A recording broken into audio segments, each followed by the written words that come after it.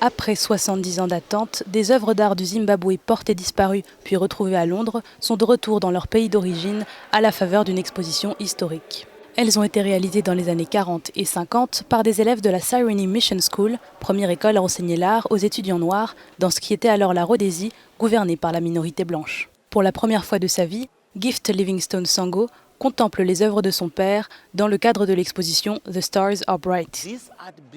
Que cet art soit ramené à la maison, c'est ce que nous voulons. Regardez les peintures comme elles sont lumineuses. Elles sont aussi lumineuses que lorsqu'elles ont été faites il y a 80 ans.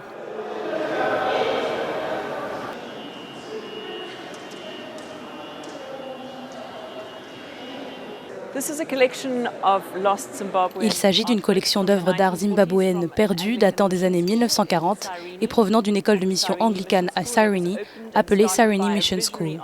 Elle a été ouverte et lancée par un professeur d'art visionnaire nommé Canon Ned Patterson.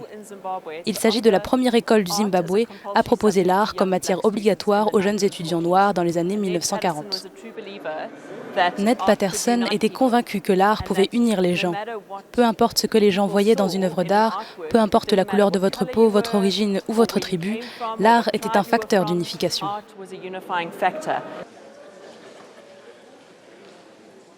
Nomashe Kawazi Damasane est la petite-fille d'un des artistes exposés. C'est une partie intégrante de mon histoire en tant que membre de la famille Damasane que de connaître les histoires que mon grand-père racontait à travers la peinture, à travers ses œuvres d'art. Il est également très important pour moi, en tant qu'artiste, en tant que créatrice, de savoir que nos œuvres d'art reviennent à la maison, car cela permet aux gens de savoir que cela ne date pas d'aujourd'hui.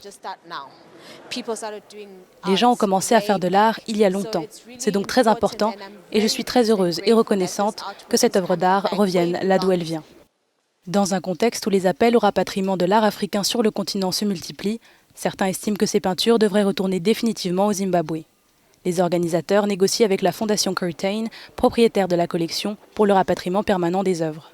L'exposition se tiendra jusqu'à la fin du mois d'octobre.